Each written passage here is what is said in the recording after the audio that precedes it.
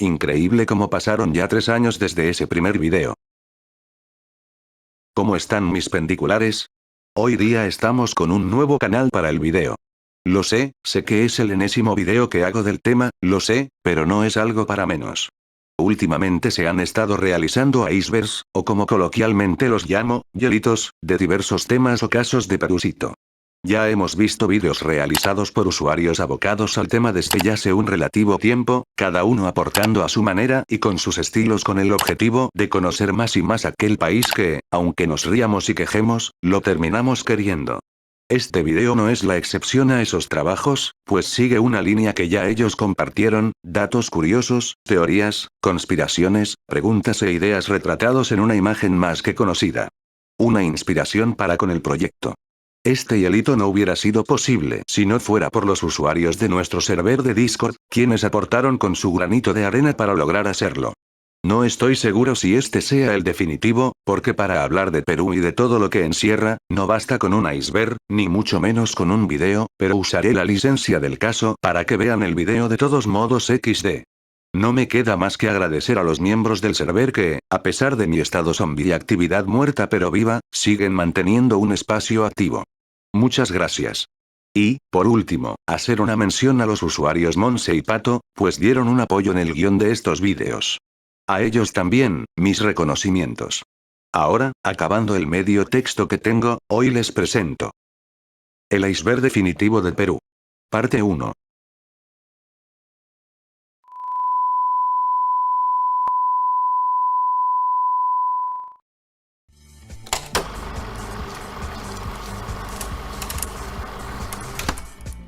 Símbolo de una de las primeras civilizaciones en toda América, la ciudad de Caral es una de las manifestaciones más importantes que hubo en suelo peruano, datándose desde hace 3000 años antes de Cristo, ni más ni menos. Algunos considerándolo como una ciudad de paso, otros por una de posada, no se puede negar la importancia que tuvo como centro capital de una sociedad antigua, hasta de comercio. Si bien es cierto que la estructura es muy antigua y que ya a inicios del siglo pasado se avistó, no fue hasta recién en la década de 1990, que la arqueóloga Ruth Shady estudió a profundidad la ciudad. La misma cuenta con bastantes teorías, desde cuándo fue hecha, hasta por qué verdaderamente perdió valor. Se ha mencionado que esta construcción es tan antigua que no se encuentra cerámica, una práctica que se desarrolló luego. Con todo esto y con el gran valor que tiene en la historia, es por la que fue declarado como un patrimonio de la humanidad por la UNESCO. Un dato para comenzar este iceberg.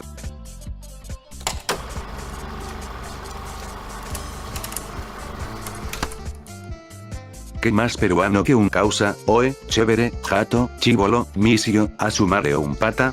Y es que si hay algo que ha caracterizado a la sociedad peruana es su manera tan pintoresca de hablar, empleando palabras con significados muy de nosotros. La pregunta sería el por qué es que se volvió algo tan común. Y eso tiene una respuesta simple. Es porque es algo que nosotros podemos decirlo rápido y entenderlo rápido, mezclando palabras de otros idiomas al nuestro y volverlo uno que se pueda captar sin necesidad de pensarlo mucho. Es algo que identificó e identifica mayormente a las denominadas clases populares y que está en casi todos lados, desde la urbanización más ficha hasta el barrio humilde. Una de estas jergas resalta por sobre todas, pero de ella se hablará más adelante.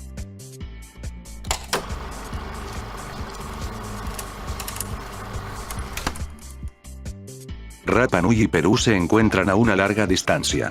Y, a pesar de eso, en la isla se puede encontrar esto. Una construcción con un enorme parecido a los muros realizados por la cultura inca. ¿Cómo sucedió esto? No se sabe exactamente si contó bajo la influencia artística incaica, aunque deja entrever que eso pudo haber pasado. Según se teoriza, la construcción fue hecha luego de que los incas llegaran a estas tierras en la expedición que Tupac Yupanqui realizó por el Océano Pacífico. Diversos historiadores afirman que, sin duda, esta construcción fue hecha por los incas luego de dicha travesía, apoyándose en una leyenda de la zona, donde se nombra a un rey que llegó del este en balsas, trayendo oro, arte cerámica y dejando su huella. Una edificación llena de misterio.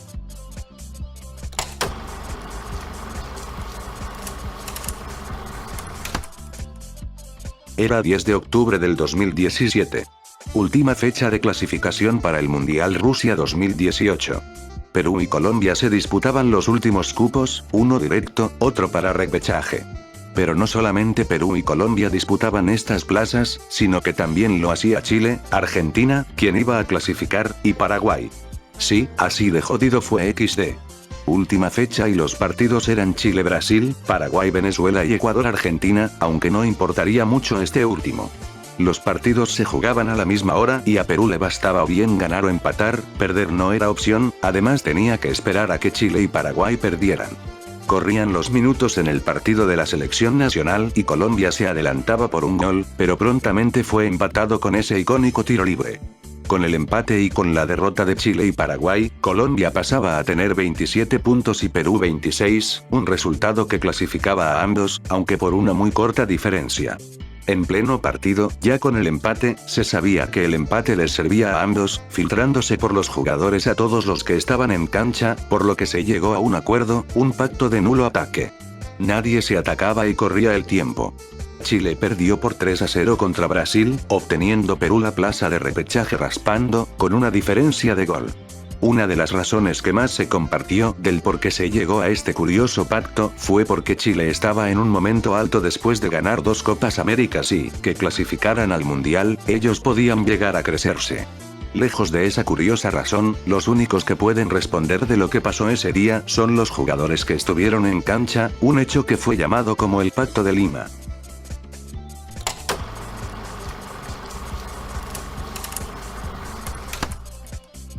No es novedad que estos años Perú tiene un grave problema en cuanto a la política, y para muestra, está el año 2020. Para desgracia nuestra, ese año, aparte de pandemia, hubo vacancia presidencial contra el presidente de ese momento, Martín Vizcarra, una que llevó a unas masivas protestas en contra del nuevo presidente, Manuel Merino. Se sabe que estas protestas, además de propagar el virus, generó un gran caos, impulsándose esto lamentablemente luego de la muerte de 2 participantes de la misma, los jóvenes Inti y Brian. La marcha de protesta que se convocó el 14 de noviembre del citado año obtuvo una gran difusión y participación, misma razón por la que las fuerzas policiales estuvieron atentos a cómo se desarrollaban los hechos, aunque de manera brusca, lanzando bombas lacrimógenas y gatillando perdigones. El hecho ya era lamentable, puesto que gran cantidad de protestantes terminaron asfixiados y afectados de gravedad por los perdigones de plomo, que no es poca cosa. No tardó en salir la primera víctima de gravedad, Inti Sotelo, víctima de un arma de fuego. La siguiente víctima, Brian Pintado, herido de gravedad por los mencionados perdigones, quien terminó falleciendo luego de horas. Este hecho marcó un punto en las protestas y terminó con las víctimas convertidas en personajes de culto para con la causa, pero que no se salvaron de la polémica. Se ha comentado que estas 2 personas, antes de ser víctimas mortales, llegaron a agredir a los agentes y que, antes de participar en la marcha, estuvieron relacionados con el vandalismo. Un tema bastante polémico en cuanto se le mira de esa manera.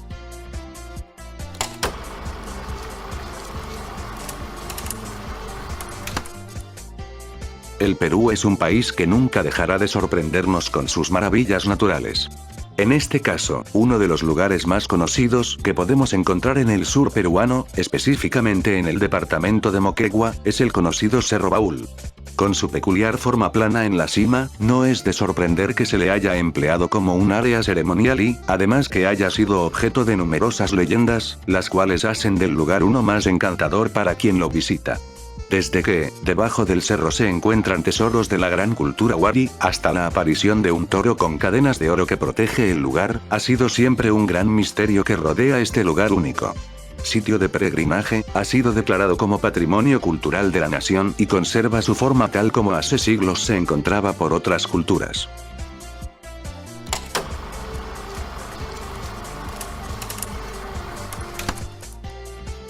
A lo largo del siglo pasado, se organizaron una buena cantidad de conciertos en suelo nacional. Muchos recuerdan esos conciertos tanto si estuvieron ahí o si llegaron a escuchar, pero también se recuerdan los que no se hicieron, que también fueron llamativos. Entre ellos podemos encontrar el concierto de Santana en 1971, cancelado durante la presidencia de Velasco por razones de que el mismo presidente no los quería. El concierto de la banda Aja en el 2021, el cual retiró a Perú de su tour. Recientemente el concierto de Il Divo en el 2024, que se terminó cancelando por mala organización del promotor. Y, por último, el más conocido de todos, el concierto de Michael Jackson en 1993, uno de los más esperados en su momento.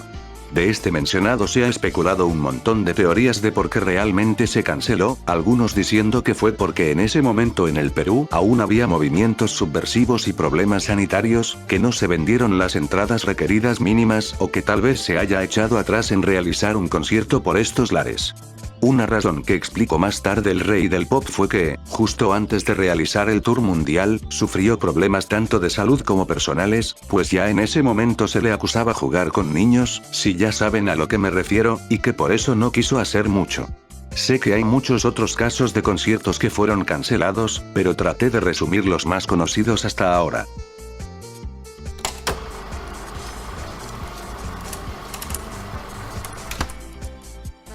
Durante la pandemia, hubo una gran necesidad de que las vacunas que se estaban haciendo para combatir el virus lleguen lo más rápido al Perú, para intentar disminuir las víctimas en un momento donde la segunda ola golpeaba sin compasión. Al final sí llegaron las vacunas, pero de varias marcas, como Johnson & Johnson de Estados Unidos, Sputnik de Rusia, AstraZeneca de Reino Unido y la conocida Pfizer también de Estados Unidos. Pero además de ellas, llegaron de marcas chinas, Sinopharm y Moderna. Todos querían vacunarse, pero hubo una clara elección respecto a la marca, optando más por las primeras vacunas que por las chinas. La razón de esto es más que curiosa, y era que simplemente para la mayoría no era de confianza y tampoco les parecía eficaz con los resultados que mostraban anteriormente, un motivo que disparó el prejuicio a estas marcas, posterior rechazo tajante a las mismas, y que todos decidan optar por las vacunas americanas.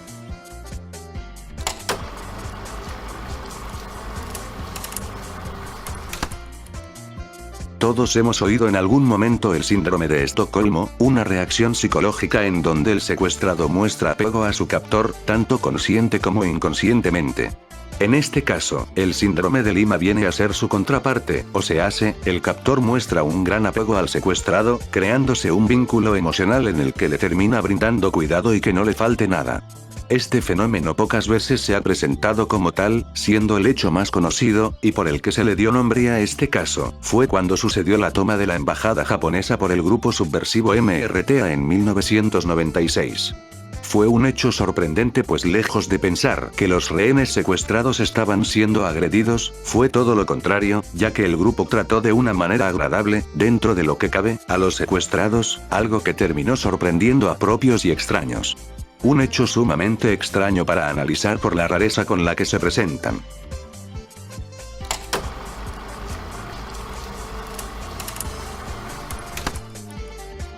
Jugar a que el globo no toque el suelo no trajo tanto reconocimiento como lo que fue en el 2021 en Perúcito. Pero primero, un contexto. Se llevaba a cabo la primera Copa Mundial de Globos organizada por el streamer Ibai Llanos y el conocido futbolista Gerard Piqué en 2021. Al principio, a no muchos peruanitos les importaría este campeonato salvo por la excepción de que un compatriota participó en la misma, Francesco de la Cruz. Resultó sorprendente como no solo no quedó eliminado rápidamente, sino que pasó las distintas etapas hasta llegar a la final, una final que para alegría algo divertida nuestra, terminó ganando contra el representante alemán. Una sonrisa para nuestro país.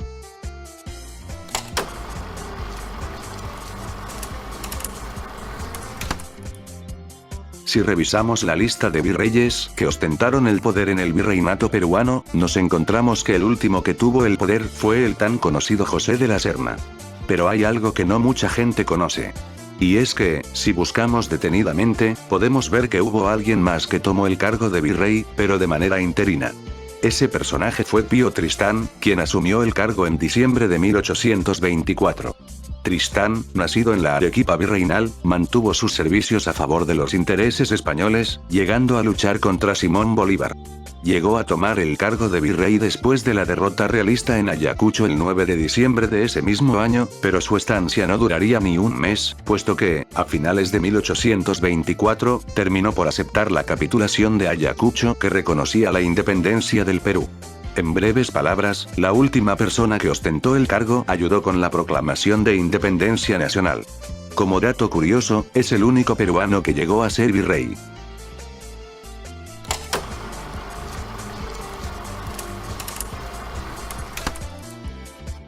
Magnolia Merino fue una serie televisiva que narraba por medio de la parodia la vida de Magali Medina en sus inicios en la televisión. La serie, estrenada en 2008 en el canal de Latina, tuvo una polarizada recepción por parte del público de manera mediática, contando con un argumento sencillo, pero con un tono más ameno de lo que fue. Trataba de cómo Magnolia, la parodia de Magali, llega a televisión para conducir un programa de farándula, tal como el de la vida real, mostrando los chismes del momento y todo ello. Aunque la trama tendrá reveses para la protagonista, pues una compañera suya con quien trabajaba antes revelará todo lo que esconde Magnolia, desarrollándose los capítulos. Mientras tanto, la audiencia, en un inicio, tuvo algunas críticas buenas como malas, tendiendo a quejarse de la exageración de la parodia, cosa que terminó por aumentar conforme seguían los episodios, donde el rating bajaba y bajaba más. Sin embargo, a pesar de la crítica negativa que tuvo, la serie llegó a obtener el premio Luces el mismo año de su estreno. Con una temporada al aire, la crítica lo terminó sepultando, cayendo en un progresivo olvido.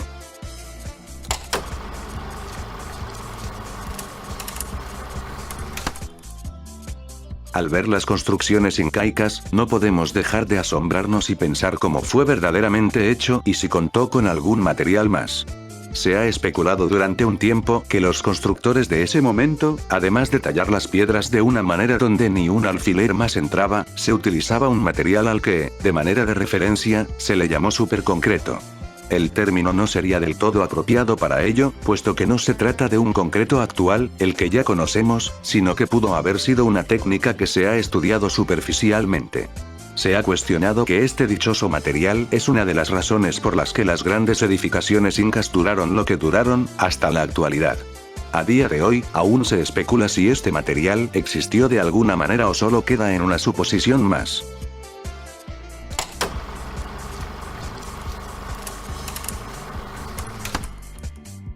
Siendo considerada la ciudad a mayor altura del mundo, a más de 5.000 metros sobre el nivel del mar, La Rinconada es uno de esos lugares que levantan el interés de muchas personas precisamente por su ubicación muy elevada y por todo lo que se dice y se sabe del mismo. Esta ciudad empezó como un lugar donde se asentaban los mineros de la zona a inicios de la década de los 90, ya que ahí era un yacimiento donde se extraía ni más ni menos que oro y que, más tarde que pronto fue creciendo en población hasta la actualidad. Tristemente, el lugar en sí, no podría considerarse ni de cerca un lugar apto para vivir.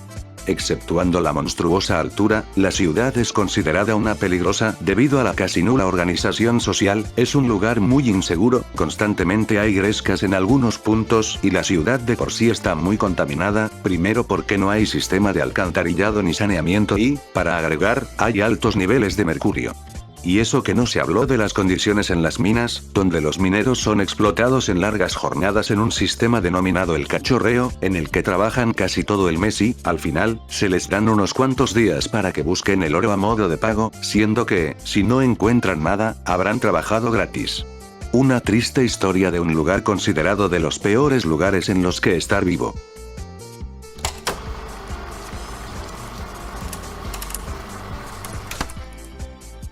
La palabra Perú no tiene un origen del todo exacto. Si bien es cierto que su origen data desde los primeros años de la conquista española, no se sabe qué influencias hubo para terminar originándose el nombre como tal. Se han barajado varias hipótesis, desde las cuales indican que pudo haber sido las primeras palabras que los colonizadores escucharon luego de entablar una conversación con un nativo, quien respondió ante la pregunta con un virú. Otra versión cuenta casi lo mismo que el anterior, solo que esta vez, cuando se le pregunta al nativo, responde con su nombre, Perú. Una más señala que Perú proviene de la palabra virú, que significaría río. Sin embargo, la teoría que más se ha compartido, relata que el origen de la palabra pudo haber sido el nombre de un cacique de Panamá llamado Virú, quien les indicaba a los españoles de un lugar con gran abundancia más al sur. Sea la teoría que tome cada uno, no se puede negar que es un tema único de estudio.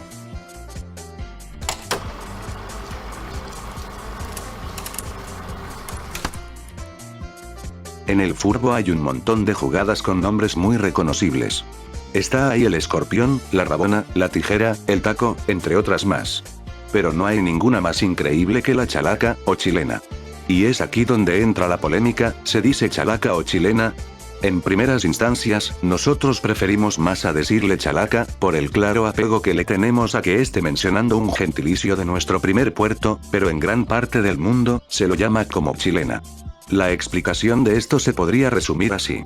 Según registros, la primera mención que se le hace a esta jugada fue por Jorge Basadre en 1892 luego de un partido jugado en el Callao entre jugadores peruanos e ingleses navegantes, donde se hizo una pirueta a la que posteriormente se le llamó chalaca, como un guiño referencial en donde se realizó esto. Pasados los años, la jugada fue exportándose a otros puertos, entre ellos, a los de Chile, quienes la terminaron adaptando a su manera. Para mala fortuna de nosotros, la jugada se volvió muy popular en Chile por motivo de un jugador llamado Ramón Unzaga, quien lo repitió muchas veces en los partidos donde jugaba y atrayendo las miradas de los comentaristas deportivos, quienes no dudaron en llamarlo chilena, quedando ese nombre desde ese momento, ganando mucha popularidad en los siguientes años. Sea como fuese, en Perú eso es una chalaca.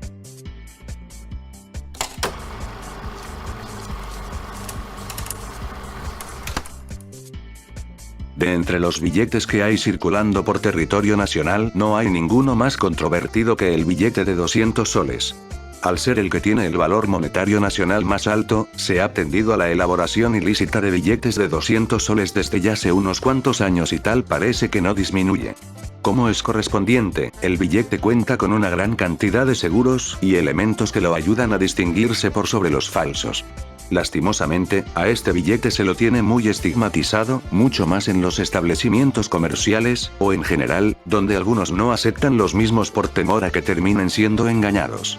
Si ya con el diseño anterior, donde aparecía la imagen de Santa Rosa, se tenía una vista negativa, esto creció algo más con el reciente cambio de imagen a la artista Tilsa Atsuchiya. Suena poético decir que este billete cayó por su propio peso.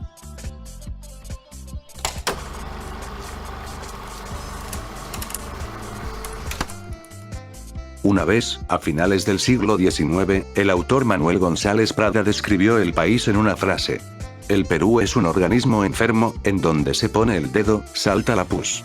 Una oración que iba en describir a la política peruana del momento, una que lamentablemente presentaba amplios casos de corrupción. Tal parece que eso fue una constante no solo de los años o décadas, sino que a través de los siglos.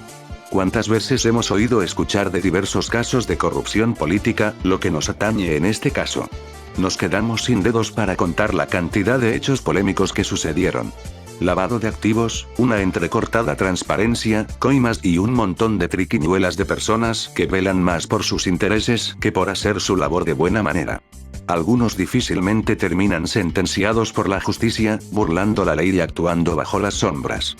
Tristemente, esto deja una penosa cara de Perú hacia el mundo, del cómo un país se deja comer poco a poco por un agujero negro de una palabra ya oscura. Corrupción.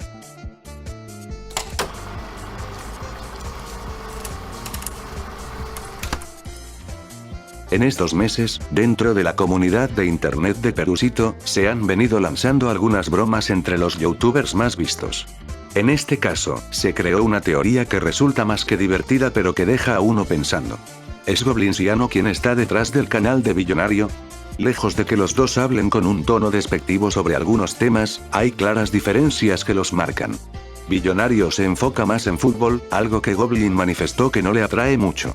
Además, sus voces no es que sean las mismas, aunque hay quienes así lo ven.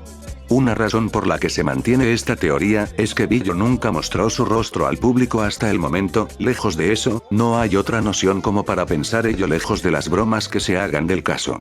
Mi identidad, weón. ¡Ta madre! Era un secreto. ¿Cuántas identidades secretas tienes? Tienes como 3.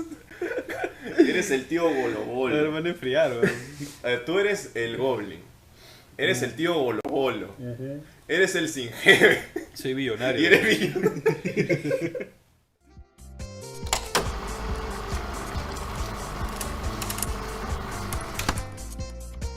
En estos últimos años, en las redes sociales al menos en Perú, se han votado muchos gaara.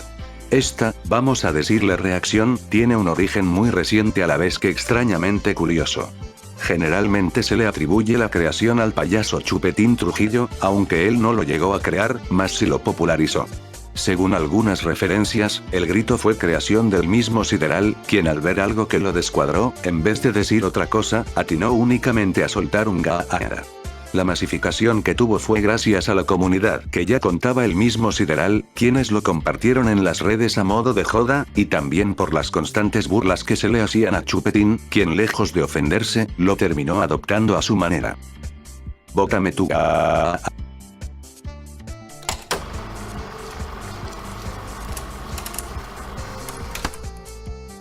El guaqueo es uno de los mayores males que hay en contra del patrimonio arqueológico. Al menos en lo que respecta en el Perú, el mismo ya de por sí es un gran centro arqueológico, donde en todo lugar se puede encontrar alguna reliquia del pasado que ayude a entender mejor nuestra historia. Pero lamentablemente, esto termina siendo afectado por la actividad del guaqueo, que consiste, en resumidas cuentas, de la acción de extraer o saquear de los yacimientos antiguos objetos arqueológicos que pueden datar de mucho tiempo de manera ilegal y con otros fines, siendo en su mayoría, la venta del objeto en cuestión a distintos precios y a otros lugares. Una acción que nos privó, y nos priva, de encontrar material importante para la historia del Perú.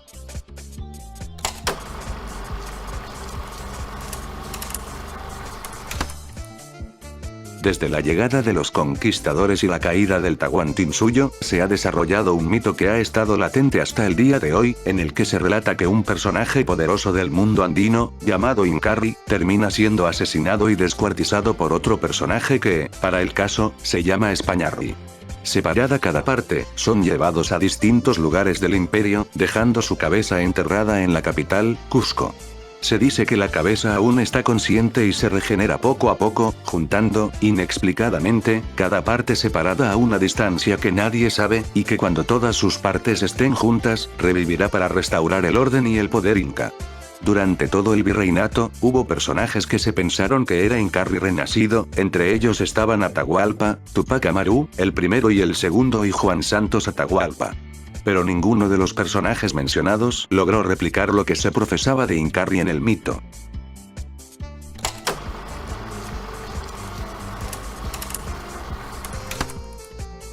Según datos del Ministerio de Cultura, el Perú cuenta con 48 lenguas e idiomas. Pero si hay una que destaca entre todas, esa es la lengua, o también llamado idioma, tausiro. Pero, ¿qué tiene de especial esta lengua? Pues para gran sorpresa, la cantidad de hablantes de la misma es de solamente una persona. Solamente una. O bueno, en algunos registros se mencionan de 2 hablantes, mientras otros solamente de 1. Independientemente de cuántos hablantes fuesen, la realidad es que es una cantidad muy, pero muy pequeña, más que preocupante al estar hablando de un idioma como tal. La razón por la que solo quedó un hablante se debe al mayor crecimiento del idioma español, que terminó por importar más por sobre las demás, aparte de que no hay interés por el aprendizaje de las lenguas nativas, quedando más y más en el olvido. El caso de la lengua tausiro es un caso de especial cuidado, pues corre el riesgo de quedar en una lengua muerta, que solo quedará en el recuerdo.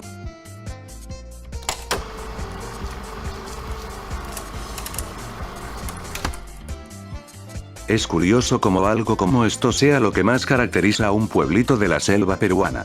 Para no alargarnos en la explicación, la comunidad de Tabalosos, ubicada en el departamento de San Martín, se ha caracterizado desde hace unos años porque se dice que, el agua que hay en ese lugar, vuelve a los hombres homosexuales.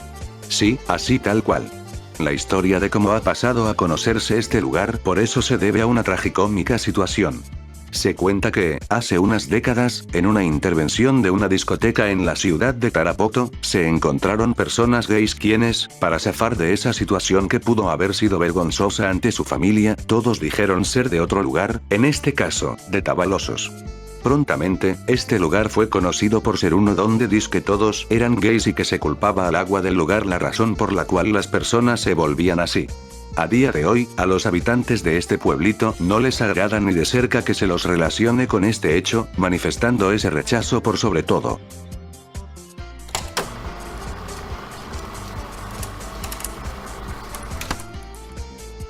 Pocos momentos legendarios de la radio tenemos guardados, pero este caso es único.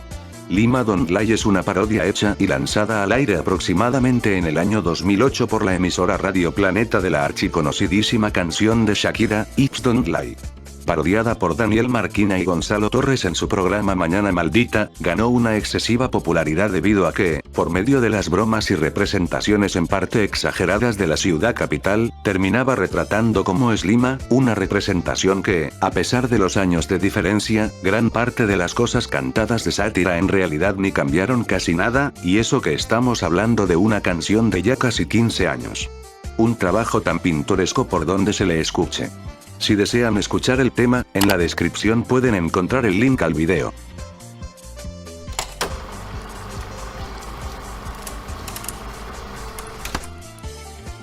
El gobierno de Velasco vuelve a ser mencionado, pero esta vez por algo muy inusual. Verán. La presidencia de Juan Velasco ha buscado, ante todo, resaltar la cultura peruana por sobre las influencias extranjeras, latentes con la irrupción estadounidense, quien exportaba a todo el mundo todo lo que creaban. Tal fue el caso con la imagen de Santa Claus, o Papá Noel, o como lo conozcan.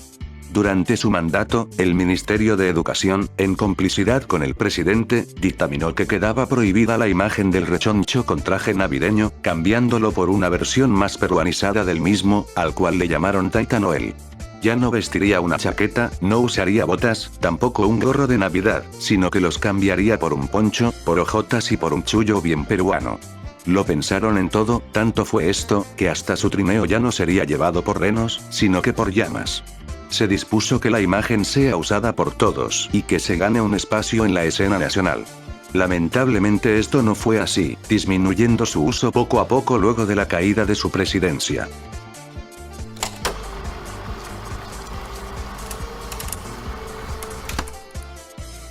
Siendo una de las ciudades más importantes del Perú, Arequipa se le considera desde ya hace muchos años como la República Independiente. La razón por la cual se dice esto es por distintos motivos, entre ellos se menciona que, durante el proceso de independencia peruana, Arequipa fue uno de los lugares que se resistía a la misma, tomando su posición firme ante las decisiones de la capital. Otro motivo fue que, cuando se desarrollaba la Guerra del Pacífico y las tropas chilenas tomaban Lima, se designó a Arequipa por medio de decreto supremo urgente, como la capital del Perú, otorgándole la denominación de República Independiente de Arequipa, creándose moneda, leyes y hasta pasaportes de la nueva capital. Desde que terminó la guerra y Lima recuperara su estatus de capital, Arequipa ya había guardado ese momento histórico hasta ahora.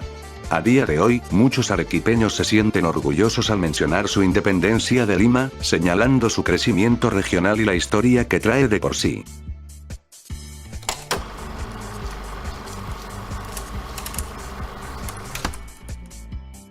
Piratas en el Callao fue una película animada en 3D hecha en Perú en el 2005, lo que lo hace ser la primera película con esta animación realizada en Latinoamérica. La trama relata como un niño peruanito que vivía a finales del siglo pasado, en una visita de colegio a la fortaleza del Real Felipe en el Callao, por alguna razón que no se precisa bien, termina viajando en el tiempo hasta el siglo XVII hasta el mismo Callao, pero de la época virreinal. Acompañado de otro compañero que también corrió la misma suerte que el protagonista, presencian como piratas holandeses pretenden atacar las costas peruanas, donde primeramente se alían con ellos por esa razón que dice que los españoles son malos, pero que más tarde, terminan cambiando de parecer porque el villano era malo muy malo, desarrollándose así la historia. La película es recordada ampliamente por su pobre diseño de animación, por las situaciones incómodas de ver y por la trama bastante conveniente. La razón de esto se puede deber a la baja producción, bajo presupuesto y baja experiencia, lo que es paradójico, puesto que había mucho interés por terminarlo lo más antes posible y tener el reconocimiento de ser la primera película con esta animación en Latinoamérica. Una pena, pues se pudo haber realizado un trabajo más presentable.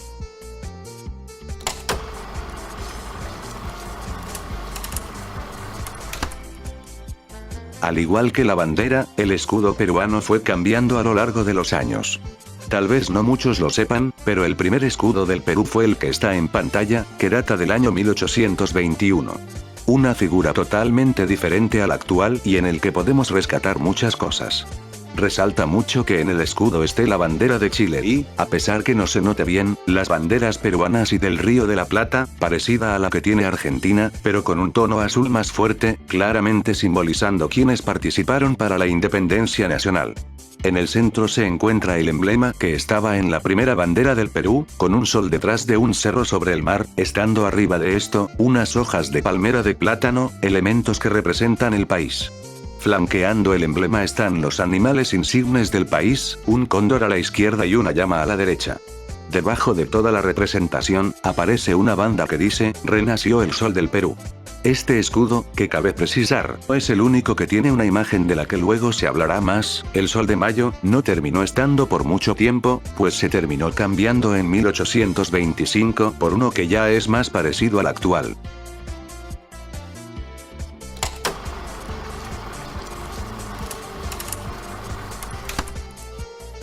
El oncenio de Leguía se puede recordar por muchas cosas, pero con respecto a este hecho, poco se puede decir aparte de reírse un rato y pensarlo luego.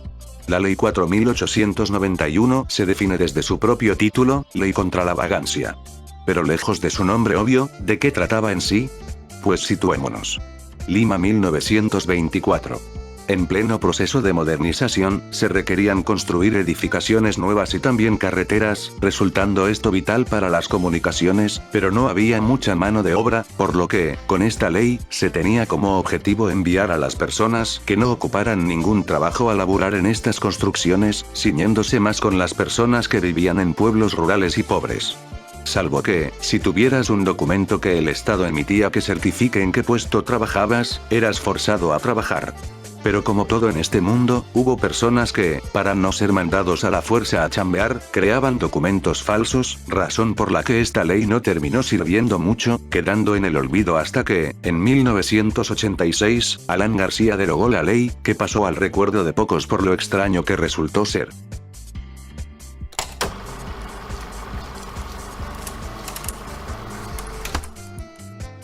El árbol más representativo del Perú, pero que pocos lo han visto en persona. Apareciendo en el escudo nacional para simbolizar el reino vegetal del país, este árbol tuvo y tiene una gran importancia en lo que respecta a sus poderes medicinales, pues desde siglos, se lo usó para tratar enfermedades como la malaria, la fiebre y la babesiosis. Tanto fue su valor en el campo de la medicina y en la botánica, por los estudios que se le hacían, que se consideró uno de los productos más codiciados y económicamente importantes. Tristemente, fue por esa excesiva demanda que tenía el producto que terminó por quedar en un estado de peligro de extinción. Se hace un honor a su gran importancia histórica al incluirlo en el escudo desde 1825. Un árbol que busca que no pocos lo vean.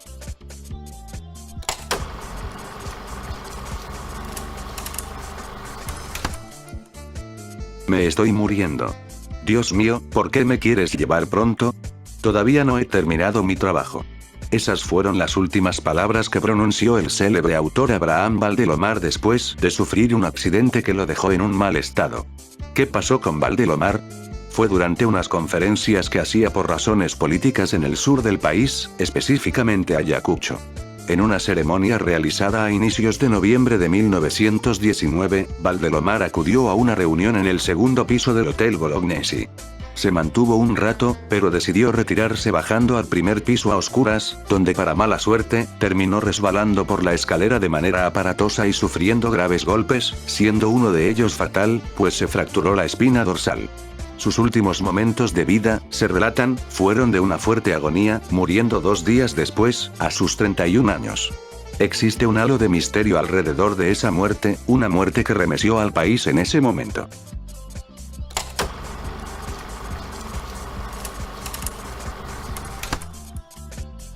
Cuando escuchamos que hay peruanos en el extranjero, solemos imaginar a los compatriotas que se encuentran en Estados Unidos, Europa o algún país de Asia Oriental. Y pues, no se puede negar que una gran cantidad de peruanos que están fuera del país, radican en gran parte en estos lugares. Pero, además de ellos, también podemos encontrar que otros viven en un continente al que no muchos elegiríamos para estar, ni más ni menos que África. Y es que sí, también hay peruanitos viviendo en África, mayormente en los países que presentan más índices de desarrollo, como Marruecos, Sudáfrica, Egipto y Argelia, aunque registrándose otros pocos en Zambia, Senegal, Angola, Túnez, Mozambique, Madagascar, entre otros más. Las razones del por qué algunos optan por residir en este continente van desde temas de trabajo, estudios, gusto de la persona o también por ayuda humanitaria, representado por los cascos azules que acuden a los países necesitados. Una curiosidad de hasta dónde llegan los peruanitos.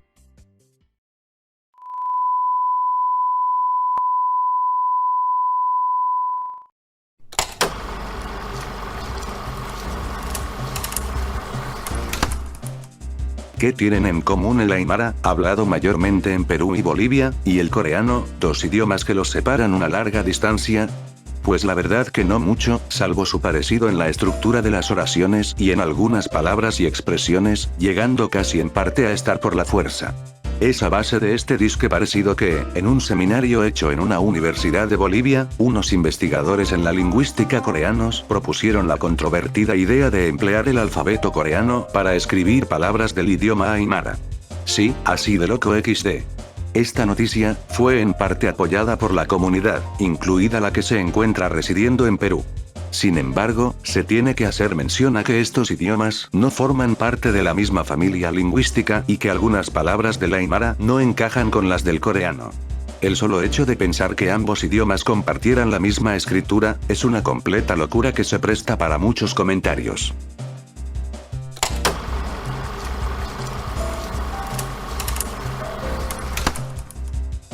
Pintura Roja es una agrupación musical exponente del género chicha.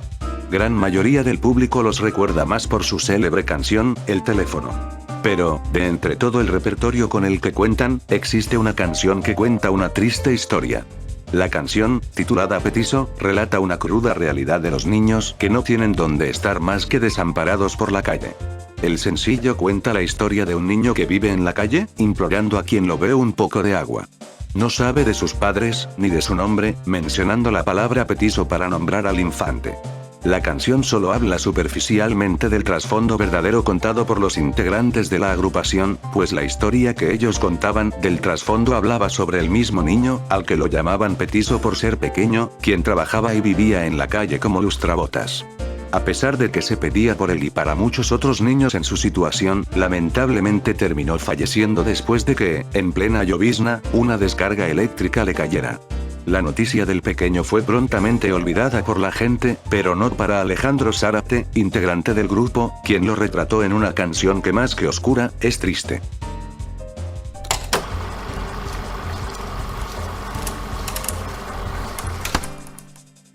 La década de 1870 fue una muy convulsa para el Perú.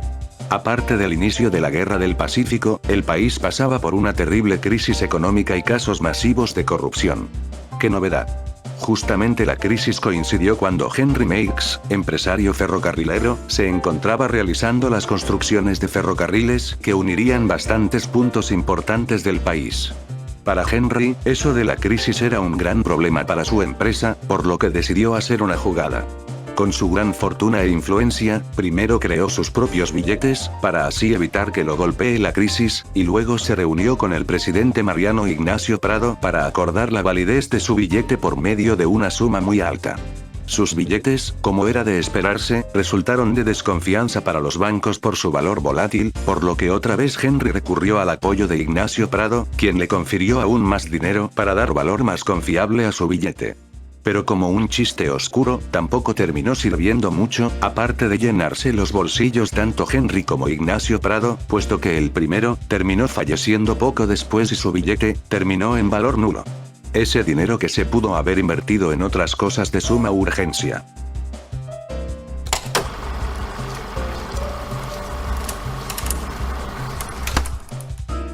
Considerado como uno de los primeros movimientos religiosos y políticos del Perú, Tutiuncuy fue un movimiento andino que tuvo un surgimiento en el año 1564 aproximadamente. En un inicio, el movimiento tenía como finalidad recuperar la adoración de los dioses andinos e incaicos por sobre la nueva religión cristiana, que terminó expandiéndose de manera acelerada por el alicaído Tahuantinsuyo. por medio de una rebelión de huacas, denominada de esa manera, comenzaron por encontrar a partidarios del culto, compitiendo indirectamente con los españoles por ello, profesando que, en algún momento, los espíritus y dioses andinos regresarán con más fuerza y vencerán al dios cristiano. Cuando llegó el fin de los incas de Vilcabamba, el movimiento se tornó en uno más político, mezclando una ideología andina con su característica creencia, pero para su mala suerte, el movimiento no pudo resistir mucho, cayendo ante la fuerza española, quien los despojó de sus creencias y poder. En efecto, los dioses los abandonaron.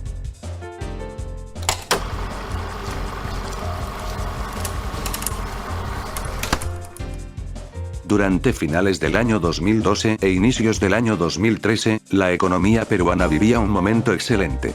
Ese momento se plasmó en la moneda nacional, la cual empezó a verse muy valorizada.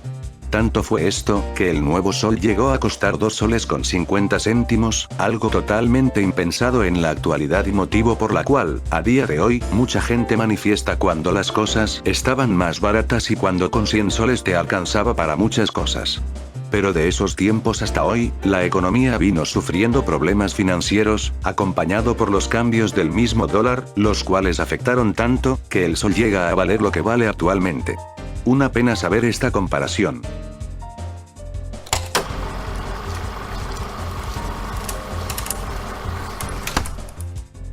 Catalina de Erauso, también llamado Alonso de Guzmán, fue ampliamente conocida bajo el nombre de la monja alférez. Pero, ¿quién es ella o qué hizo? Pues déjenme contarles. Catalina fue una militar aventurera que desde muy pequeña escapó de un convento porque eso de ser educada bajo los criterios cristianos no iba con ella, y se hizo pasar como hombre, pasando a enlistarse como marinera y embarcándose al Nuevo Mundo, llegando a Perú. Ni bien llegar a suelo nacional, empezó a hacer un montón de cosas, de entre las que destacan sus combates militares. Hasta ese momento, nadie sabía que era una mujer, usando varios nombres falsos, como Alonso de Guzmán. Durante su paso por el sur del continente, tuvo enfrentamientos sangrientos contra los indígenas, especialmente con los que se encontraban en el sur del Perú, dejando a su paso muchas sentencias falsas y demasiadas condenas de muerte. Fue tal el revuelo que causó en el virreinato peruano con respecto a lo que se decía de ella que cuando se encontraba en Huamanga, fue apresada. Para evitar ello, decidió por contar su secreto, que en realidad era una mujer, a los jueces en un pedido de clemencia. No solo que se evitó su apresamiento y capaz una ejecución, sino que fue enviada a España para ser colmada de reconocimientos por parte del rey de España y vivir cómodamente, luego de casi hallar una muerte en Perú y que su leyenda haya quedado como recuerdo para historias del lugar.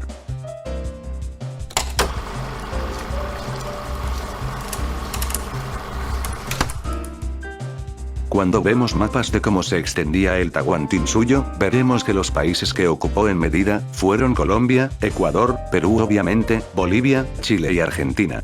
Pero pasa algo con un país al que no llegó como tal, pero que se sabe que los incas habían visitado, y ese es Brasil. Se sabe que esta zona es muy inhóspita, incluso para nosotros, por lo que se pueden imaginar de cómo era en ese entonces. Los incas tenían un profundo respeto por estos lugares, pues lejos de pensar que los incas se encontraban siempre en los Andes, también llegaron a ocupar territorio selvático.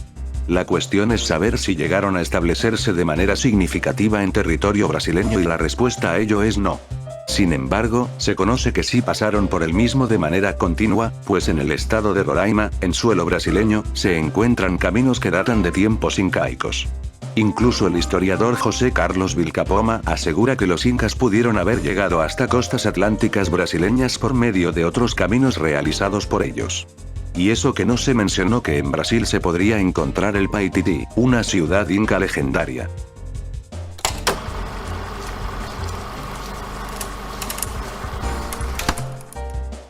Este manuscrito, considerado uno de los más importantes para la historia peruana, fue casi uno de los primeros que se encuentran en escritos en idioma quechua en la que se habla de los mitos variados y creencias que había en la provincia de Guarochirí, datando de inicios del siglo XVII.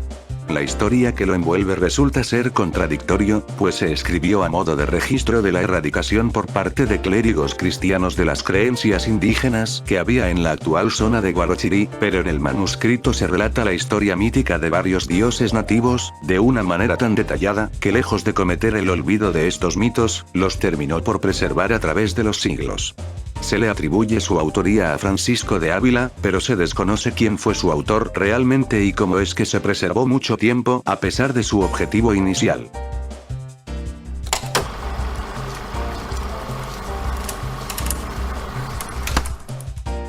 Como ya había mencionado con anterioridad, en el Perú hay montón de jergas, pero no hay ninguna tan famosa y representativa de nosotros que el famoso P. Una jerga, o muletilla, que difícilmente podemos obviarla, casi como que ya está interiorizado en cada peruanito. La historia de esta jerga va acompañada de literalmente nuestra historia como sociedad. Con la llegada del español a suelo sudamericano, el idioma fue experimentando cambios y modismos que acabaron en nuestra manera de hablar. Entre esas palabras, estaba la conjunción pues, una palabra que sufrió un cambio en Perú, pasando a la conocida jerga P como una manera de hablarlo más rápido entre la llamada clase popular virreinal, pero expandiéndose por toda la población, llegando hasta nuestros días. Y obvio que iba a pasar eso P causa.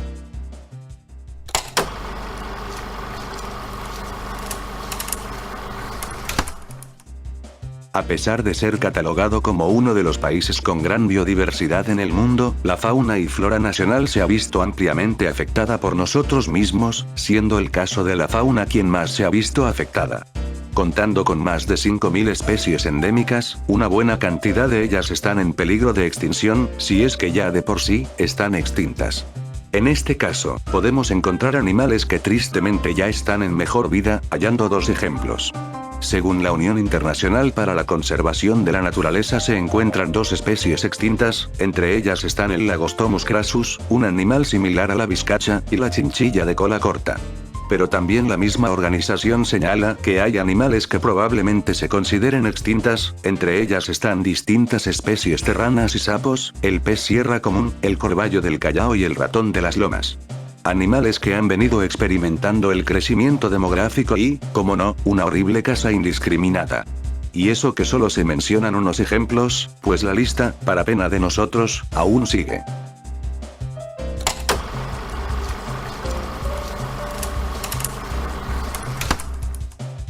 No hay personaje más controvertido durante la conquista española que Felipillo.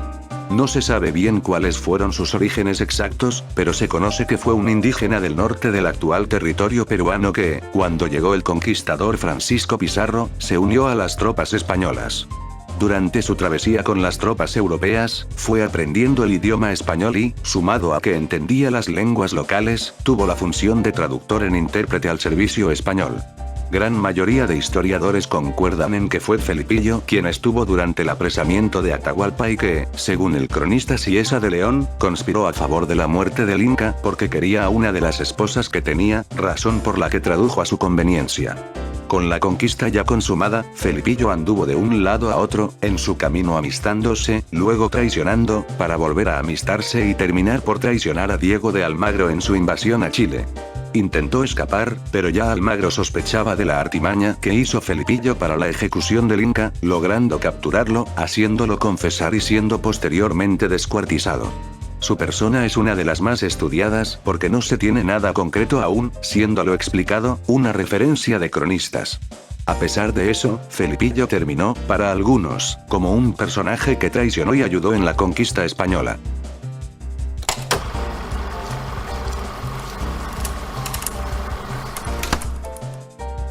Estrenada en el 2003, con un presupuesto que deja que desear, con la participación de personalidades conocidas como vedettes, artistas mujeres que hacían espectáculos no precisamente para menores de 18, y con un director, que no lo hizo mal antes, pero es difícil creer que hizo esto, llamado Leónidas Segarra. Esta película nos cuenta sobre la vida de un psicópata que desvivía gente desde chiquito, mayormente mujeres que fueron o son sus parejas, por los años 80. Su caso resulta peligroso y es así como es que las fuerzas del orden deciden atraparlo con apoyo de un psicólogo. Pero, ¿qué no esta película se llamaba Vedettes al desnudo? Pues ese es un problema de los tantísimos que hay. Primeramente, si el resumen se les hace conocido, es porque está inspirado en el infame caso del descuartizador de Lima y su posterior muerte a manos del psicólogo Mario Poggi. Ahora la razón por la que el título dice una cosa y la trama es otra, es cuestionado mucho, dando a entender que el director quiso que se quedase así para llamar la atención de los espectadores con gustos de ver damas de la farándula de la época en mínimos ropajes intencionales y así, vieran la película. Y eso que no hablamos de la trama, porque ya se podrán imaginar lo retorcida y tragicómica que es solo entenderla. A día de hoy, la película es considerada como una de las peores que se produjeron, aunque otra gente no opina de la misma manera, guiño guiño.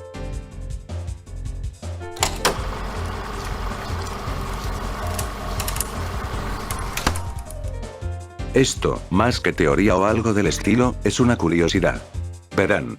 La ciudad del Machu Picchu ha sido ampliamente visitada por una gran cantidad de personalidades mundiales, incluso históricas.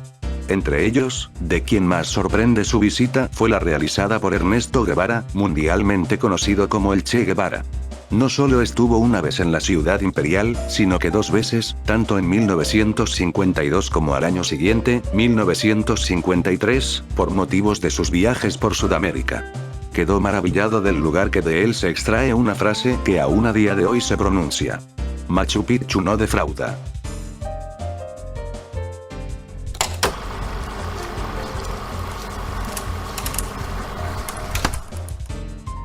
En algún momento de nuestras vidas, habremos escuchado que los peruanos comen paloma, tanto de una manera de mención como de forma despectiva. La verdadera pregunta es el cómo surgió esta mención y cómo se asentó. Pues bien.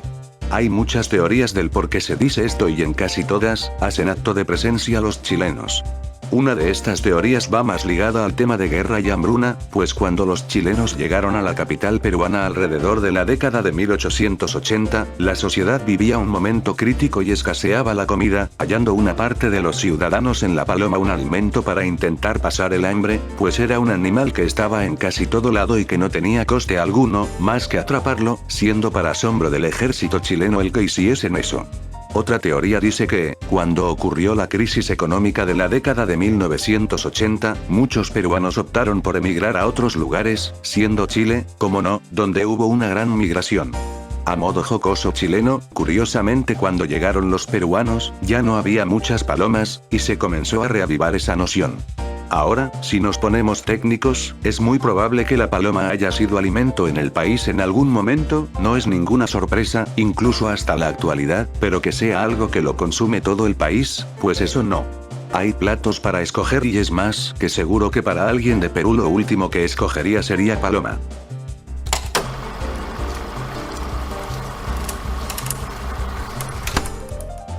Pueblos fantasmas podemos encontrar en cantidad en territorio nacional, pero en este caso, no hay ejemplo más claro sobre pueblos fantasmas en Perú que Vincocaya.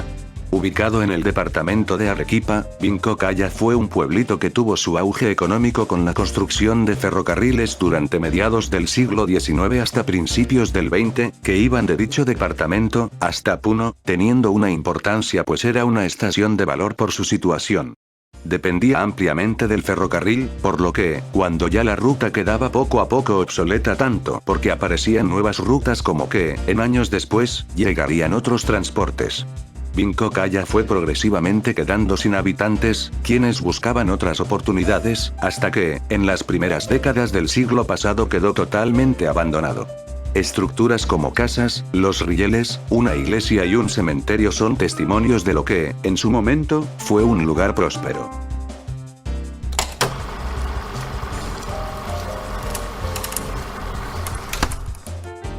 Al mismo estilo que las casas reales de Europa, la Casa Real Incaica es una de las casas nobles más importantes que tuvo y tiene el Perú. Si tomamos como referencia quien inició el poder inca, y la casa como tal, ese sería Manco Cápac alrededor del siglo XIII, por lo que se considera la más antigua de casi toda América. Si bien es cierto que la casa se le atribuye a un creador, en general, dentro del mismo, existen familias, o también llamadas panacas, que tienen una descendencia que los distingue. La casa estuvo activa desde los comienzos incaicos, todo el virreinato y la época republicana, o sea hasta hoy. Entre las panacas importantes encontramos las de Manco Inca, Tupac Amaru, el primero, Tupac Yupanqui y, la más mencionada, Huayna Cápac. Curiosamente, dentro de los descendientes de esta milenaria casa, podemos encontrar varios personajes importantes, como Mario Vargas Llosa, escritor reconocido peruano, José Luis Bustamante y Rivero, expresidente del Perú, José Santos Chocano, un gran poeta nacional, Sebastián Piñera, expresidente de Chile, Hernando Siles, expresidente de Bolivia, Máxima Zorreguieta, reina consorte de Holanda y se cree que hasta Túpac Amaru, ahora el segundo. Claro que hay que tener en cuenta que, durante todos estos siglos, hubo más descendientes y algunos conocidos en su tiempo, siendo lo antes mencionado, solo unos cuantos de la larga descendencia de esta casa real. Una casa que pocos a día de hoy, saben de su existencia.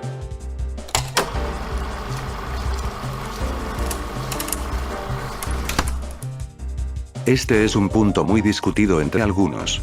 ¿Hubo un contacto entre los incas y los aztecas, o mexicas? Pues la respuesta a eso, tal parece ser, que no. Y no solamente era debido a que se encontraban algo lejos, sino que ambos imperios se encontraban o bien en plena expansión por otros puntos o fortificando sus ciudades. Recordemos que el imperio inca tuvo una expansión más al sur de Sudamérica, dejando el norte un poco de lado, mientras que los aztecas, o mexicas, tenían y mantuvieron un territorio que no se extendía más que el centro de México, aunque llegaron a conocer Centroamérica, específicamente Nicaragua. En el caso de los incas, llegaron a crear balsas para transportarse por el mar, aunque no llegaron a ir al norte, sino más a oeste, a la Polinesia.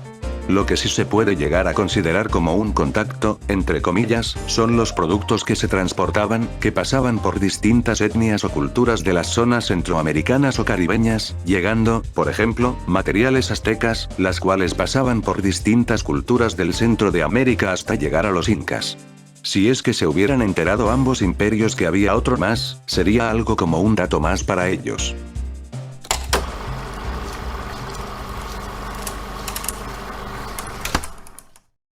Si les dijera que dentro del territorio peruano existió otro territorio al que podríamos haberlo considerado como país, ¿llegarían a creerme? Pues los que dijeron que no, déjenme explicarles este caso. La República de Iquicha fue una entidad política, que proclamó su independencia en 1822, casi a la par que cuando lo hizo Perú. Este país, entre comillas, estuvo liderada por comuneros, representados por el militar indígena Antonio Huachaca, de la actual provincia de Huanta, en Ayacucho, como una respuesta a que, con la independencia peruana y la llegada de nuevas fuerzas patriotas, sentían el temor de que sus costumbres, con el cambio, podrían verse afectadas, optando por mantenerse leales a la monarquía española, incluso de proclamar su fidelidad al rey de España. Los iquichanos corrieron una gran suerte al inicio, pues la nueva República Peruana aún estaba en pañales y no llegaba a controlar el territorio nacional como tal, por lo que pudieron organizarse y mantener su independencia hasta 1836, año en el que se desarrolló la Confederación Peruano-Boliviana, a la que formó parte a manera de territorio autónomo por razones de poder. Sin embargo, para su mala suerte, la Confederación terminó cayendo junto con este territorio, que ahora pasó a formar parte de la jurisdicción peruana. Como un dato, a día de hoy, la palabra Iquicha evoca un recuerdo de orgullo por esos lugares.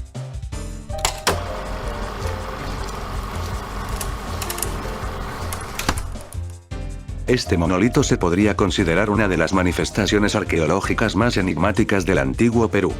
Contando con más de 200 figuras talladas, lo que parecen ser construcciones, es una piedra que data del tiempo de los incas o incluso más antes. Es una piedra que, hasta día de hoy, no se sabe exactamente por qué fue esculpido, o también, qué significado tiene como tal. Se ha teorizado que el monolito tuvo como función el servir como una maqueta de una ciudad que posteriormente sería construida y es por eso que presenta tallados que tienen una figura similar a casas o emplazamientos incas. Otra teoría dice que fue hecha por motivos místicos asociados a la visión cósmica inca, como una manera de representación. Pero hay una teoría respaldada por historiadores del campo, que dice que muy probablemente esta piedra simbolice el recurso del agua como un gran recurso natural y que se haya hecho para conmemoración de la divinidad de este recurso y también a manera de mostrar la tecnología hidráulica que ellos manejaban. ¿Por qué exactamente se elaboró este monolito? Es una pregunta por ahora sin respuesta.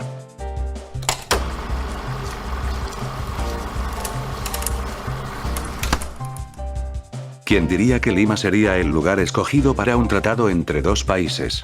Si bien es cierto que muchos dirán que fue una firma entre dos países de no mucho peso político en la región, es llamativo saber que la firma de paz se haya hecho acá. Para ponernos en contexto, El Salvador y Honduras ya tenían roces por problemas fronterizos, explotando todo después de un partido de fútbol iniciado entre ellos en 1969, conocido como la Guerra del Fútbol. El problema es que tuvo que pasar 10 años para llegar a un trato de paz y, como el Perú se había mostrado a favor de que ambos países lleguen a la paz, además de ser neutral, fue escogido como lugar para que se firme el tratado en Lima en 1980. Hasta ahora considerada como el único tratado de paz entre otros países que se firmó en la capital peruana.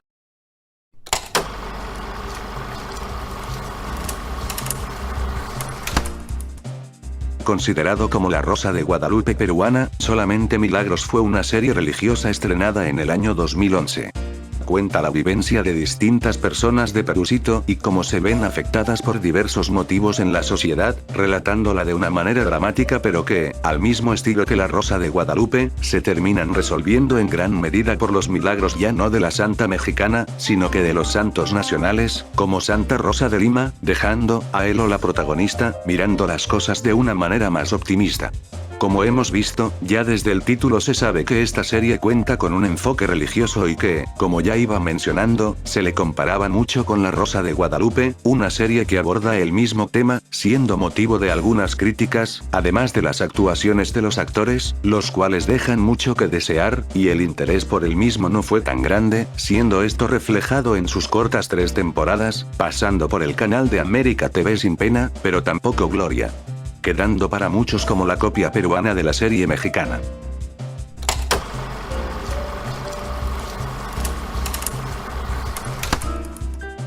Pocos deportes podríamos decir que nos han hecho ganar un campo entre campeones del mundo como lo es el ajedrez. A pesar de que le prestamos más atención al fútbol, en el que casi no vemos a Perú ganar nada, el caso del ajedrez es uno bastante llamativo, pues es en esta disciplina donde nuestra bandera estuvo en podios en muchos campeonatos mundiales y, a pesar de eso, pasa bastante inadvertido para muchos. Perú ha tenido grandes representantes desde el siglo pasado, con profesionales como Julio Granda, Esteban Canal, los hermanos Coritello o Fiorella Contreras. La pregunta en este caso sería, ¿cómo es que Perú llegó a tener grandes ajedrecistas? Esta pregunta tiene variadas respuestas, pero trataré de resumirlas. Primeramente, para jugar el ajedrez, no se necesita más que la tabla y las fichas, por lo que muchas personas se pueden costear tener una y practicar para perfeccionar la técnica. En gran medida también tiene que ver que algunos no tienen más con qué distraerse, por lo que el ajedrez resulta ser casi un método de distracción. Otro motivo es que, en gran cantidad de colegios se estableció el ajedrez como una clase o taller más, siendo que los que destacan y tienen talento, son llevados a centros para especializarse con buenos profesores y participando en programas de inversión. Y por último es que hay un gusto de los jóvenes por practicarlo. Todo esto explica por qué Perú es referente mundial en esta disciplina. Y sí, el ajedrez sí es un deporte.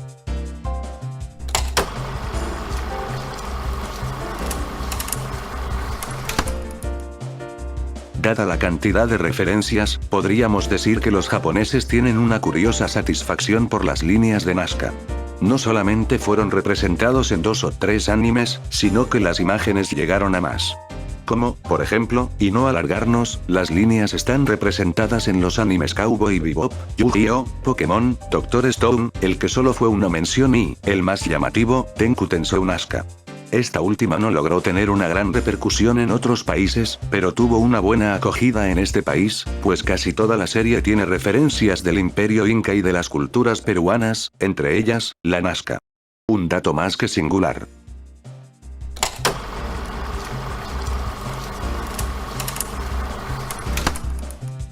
El género musical del tango no es algo que sea muy escuchado o siquiera tocado en Perú, pero hubo alguien que le importó más bien poco esto, y ese fue Jorge Estamburi Escudero. Jorge, quien nació en Arequipa en 1908, mantuvo siempre un interés por llevar su música a todos lados, por lo que intentó probar suerte en Estados Unidos durante la década de los 30 y grabar algún álbum de música peruana. En su camino, conoció al gran cantante de tango Carlos Gardel y un amigo suyo. Tristemente, Gardel falleció y, su amigo, vio en Jorge una voz prodigiosa para el tango, por lo que terminó siendo llamado para hacer álbumes cantando ese género, llegando a ser catalogado ni más ni menos que el sucesor de Gardel, un reconocimiento que poco no es. Se mantuvo cantando tangos hasta que después de años, decidió por retornar a su principal interés, cantar música peruana. Su paso dejó buenas sensaciones y hasta hoy, una parte de quienes escuchan tango, le tienen un gran aprecio y admiración.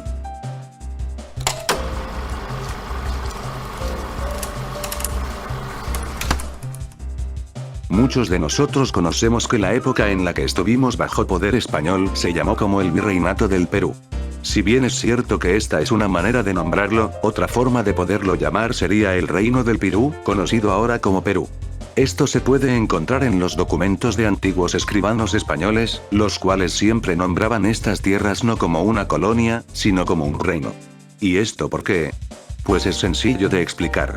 Los españoles no veían el Perú como colonia como tal, como un territorio más que dependía de la corona, sino que los consideraban como un territorio más incorporado al español, con igual estatus que los que eran provincias en la península ibérica y, sobre todo, con gran dependencia. Era gobernado por un virrey, que hacía las veces de rey, misma razón por la que era considerado un reino. Casos similares existen y que pueden ejemplificar esto, como el Reino de Aragón, el Reino de Valencia, los cuales estaban en la misma península, hasta incluso el Reino de México. Un dato para aumentar el conocimiento general.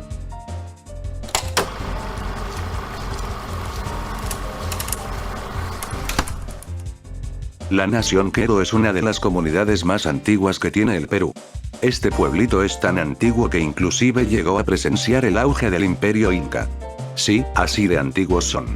Los queros, quienes se identifican como el último Ayllu Inca, una sociedad de familias, son una comunidad quechua asentada en la provincia de Paucartambo, Cusco.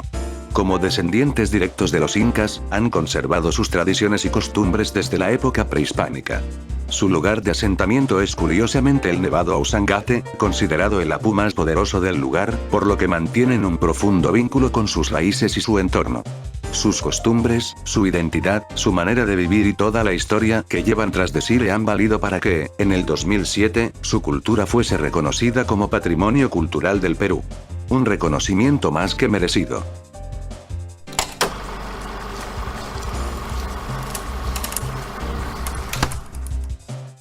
Cuando vemos la imagen del Sol de Mayo, inevitablemente vemos en él la representación del Inti, el dios inca. Sin embargo, no hay razones o bases bastante concretas para decir que el Sol de Mayo es el Inti. Comenzando con el nombre del primero, el Sol de Mayo.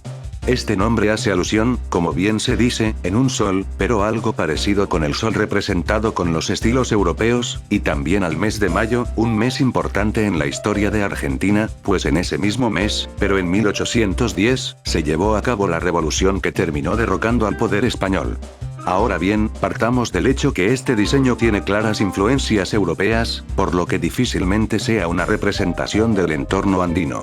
Sin embargo, el problema de esto radica en que no se tiene una referencia exacta de cómo se le imaginaba que era como tal, por lo que, en la actualidad, el Sol de Mayo es tomado como una alusión al dios Inti, pero que se pueda considerar como tal, es dudoso.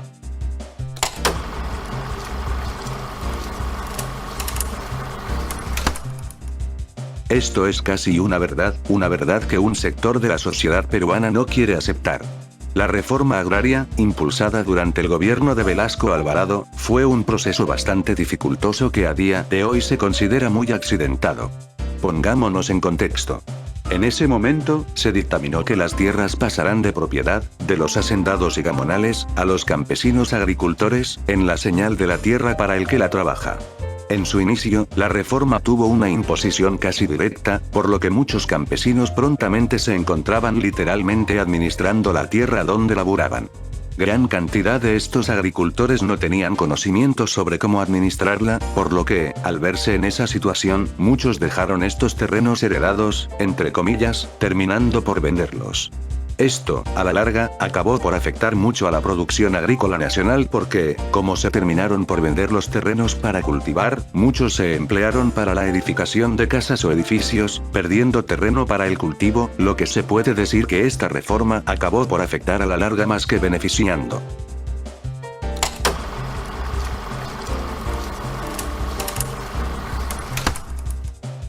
En el Perú se pueden encontrar muchas estructuras con forma de pirámide que datan desde hace muchos siglos en todas las regiones, costa, sierra y selva.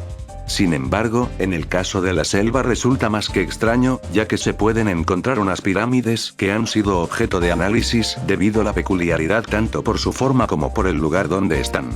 Las pirámides de Pantiacoya son un conjunto de 12 pirámides, consideradas 11 por algunos, que se encuentran en el río Madre de Dios, un río que no hace falta decir dónde se ubica. Descubiertas en 1976, pero recién estudiadas a profundidad a finales del siglo pasado, despierta muchas interrogantes. No se sabe si es una formación natural como tal o si es que hubo intervención de una cultura peruana de la que no sabemos casi nada, tampoco se entiende por qué específicamente hay 12 pirámides que, dicho sea de paso, están juntas y no separadas, ni mucho menos se conoce en qué momento fueron hechas, si es que fueron hechas por personas, claro está. Según algunas teorías que se tienen, es en estas pirámides donde se esconde la mítica ciudad de Paititi, pues algunas fuentes confirman que debajo de la espesa jungla hay caminos y estructuras incas. Dada su situación, es algo pesado el poder estudiar de buena manera el lugar, eso sin mencionar los peligros que esconde la selva.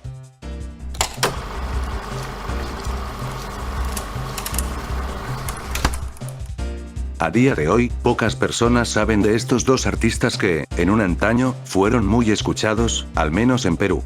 Servando y Florentino son dos hermanos artistas venezolanos de salsa, que decidieron formar un dueto luego de su separación de la conocida banda salserina a finales de los 90. Contaron con una gran fanaticada en Perú, debido a sus canciones que ya habían hecho en su anterior banda y más actual, en sus carreras. Siendo esa razón lo que los motivó por hacer un concierto en Lima en 1997 en la antigua Feria del Hogar. Este concierto se recuerda como uno muy polémico y lamentable para el dúo, pues durante el espectáculo, el tumulto de gente fue tanto, que provocó la asfixia de 5 personas. Cuando entraron las autoridades, como bomberos para socorrer a los heridos, pidieron a los hermanos que se detuvieran debido al tema acontecido, pero no solo no lo hicieron, sino que apartaron al bombero de manera violenta. Cuando vieron que la situación crecía y que tarde o temprano las fuerzas peruanas actuarían, optaron por irse del país y pedir disculpas. Argumentaban que no sabían qué estaba pasando y estar confundidos por la actuación rara del bombero. Resulta extraño que también al concierto hayan acudido 60.000 personas cuando el aforo máximo era solo 30.000. Los hermanos acordaron en disculparse, pero, en sí, la situación hace dudar qué pasó ese día.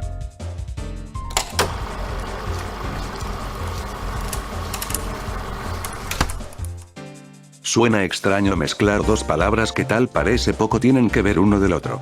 Pero esta vez podemos decir que un sistema tan icónico como el Quipu se podría considerar como una escritura tridimensional, es decir, que aparte de poder verlo, también se puede tocar. El Quipu, desde hace tiempo, ha sido interpretado principalmente como un dispositivo para el registro de información numérica, como cuentas y censos. Sin embargo, algunos investigadores han propuesto que también podría considerarse una forma de escritura tridimensional. Esta interpretación se basa en la idea de que los quipus no solo codifican números, sino que pueden haber registrado otro tipo de información, siendo este caso un tipo de escritura, utilizando una combinación de colores, longitudes de cuerdas, tipos de nudos y posiciones espaciales, lo que va más allá del simple registro numérico. Es una teoría que ha venido siendo comentada como curiosidad única y, si es que se confirma directamente que el Quipu también tenía una función como alfabeto o un tipo de escritura, presenciaríamos un gran hito en la historia, catalogándolo como la única escritura que se puede tocar. Por el momento, esta hipótesis aún parece estar en debate.